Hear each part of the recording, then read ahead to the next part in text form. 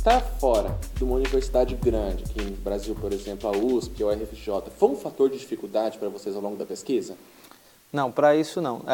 Eu digo que eu iniciei o trabalho, eu já tive muitos passos na vida, né, de pesquisador. E eu fui pesquisador da Embrapa também, mas aí um dia eu saí da Embrapa para ir para uma universidade particular, na época a Universidade Católica de Brasília, e todo mundo questionava o porquê que eu tinha largado um concurso para ir para uma universidade. E eu senti que a gente poderia fazer algo diferente em universidades que são consideradas menores, que não são tipo a USP, ou não tem a notoriedade que uma universidade tecnicamente grande tem.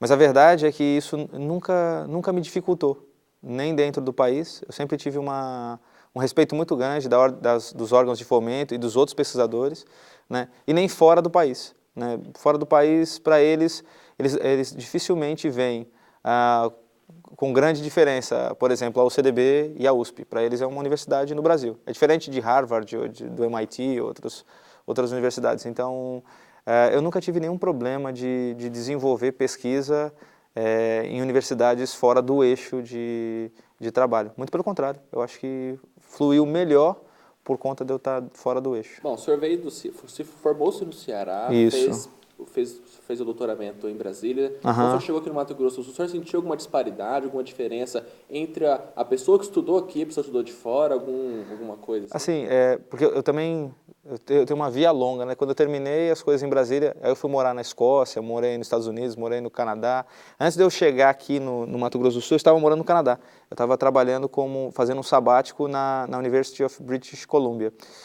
E, na verdade, tem uma disparidade fora do país por causa da massa crítica. Eu falo que o maior problema hoje que nós enfrentamos no Mato Grosso do Sul não é porque os pesquisadores sejam melhores ou piores, mas, por exemplo, nós temos poucos pesquisadores, né, em comparação com outros lugares. Então, por exemplo, quando eu morava na Austrália, o departamento que eu trabalhava tinham 400 bioquímicos, todos pensando em uma única direção.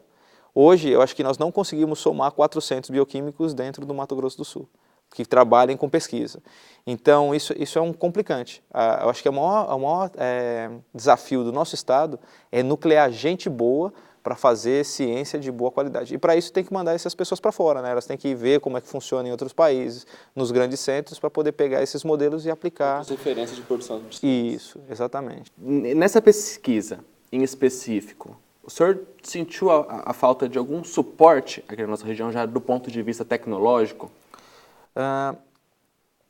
Essa também é uma pergunta interessante. O suporte, o que falta aqui às vezes, além da massa crítica, são alguns equipamentos que notoriamente não tem nem em outros centros do Brasil. Então, por exemplo, o pessoal do Canadá, eu fui para lá porque eu queria aprender uma metodologia que eu poderia aplicar nessa pesquisa.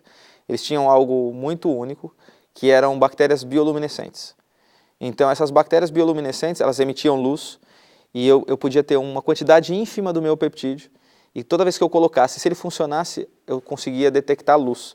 Então, por exemplo, esse tipo de material eu não conseguia aqui no Mato Grosso do Sul, e nem em lugar nenhum do Brasil, porque eu fui direto na fonte. O parceiro que trabalhou comigo foi o cara que criou essa estratégia.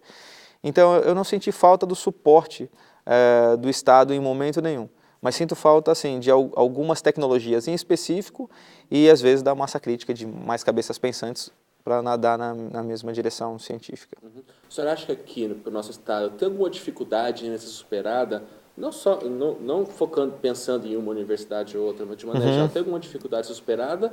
Ou queria que o senhor respondesse também, o senhor acha que aqui existe uma autocrítica excessiva e uma autocrítica negativa em cima do que a gente faz aqui no Mato Grosso do Sul? Eu acho que nós temos muitas dificuldades, mas eu acho que o Brasil como um todo tem dificuldades para a pesquisa. Primeiro, nós somos jovens, né? Eu trabalhei na Universidade de Bolonha, eles foram um dos primeiros a fazer pesquisa. Então, eles têm uma história, né, de como lidar com o profissional da pesquisa. Aqui ainda as pessoas não sabem direito como fazer isso. Tem outras limitações, por exemplo, da massa crítica, mesmo assim. E uma das coisas que eu vejo na ciência do Mato Grosso do Sul é que a maioria das pessoas daqui não saiu para ter como referência lugares altamente competitivos ou maiores. Então, uma coisa que eu percebi de interessante é que a maioria dos pesquisadores, não só da UCDB, mas da UFMS, da UEMS, não saiu para outros países para ver qual era a dinâmica. E aí se perde muito em autocrítica aqui.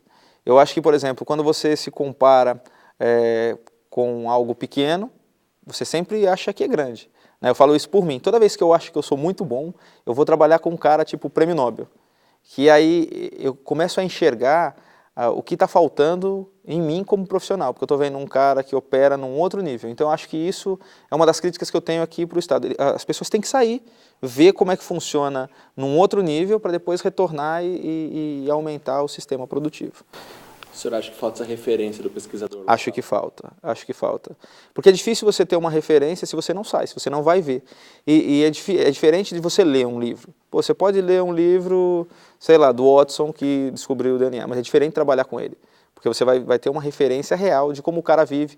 Isso foi uma descoberta para mim. Eu comecei a trabalhar com uns caras muito bons e eram pessoas normais, eram seres humanos. Aqueles santos, nossa, cara que eu li o livro na faculdade, meu Deus, aquele cara... É isso, intocável. Não, na verdade eram pessoas que trabalhavam muito, que tinham ideias boas e sabiam coordenar equipes muito bem.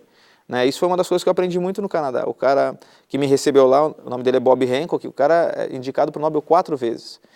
E não tinha nada fora do normal, mas ele sabia conduzir bem uma equipe e tinha uma força de trabalho imensa. Então, ele era isso. Então, é tentar entender como é que esses caras funcionam para a gente poder fazer melhor ou algo diferente aqui no Estado. Uma das coisas importantes é a gente ter, para a gente crescer, ter como referência grandes pesquisadores e aprender com eles. Isso faz com que todos nós possamos crescer juntos dentro da ciência no Estado do Mato Grosso do Sul. Sem dúvida é bastante importante, né? E no nosso último bloco, nós vamos falar dos próximos passos da luta contra essas superbactérias a partir dessa pesquisa com a goiaba. É a seguir.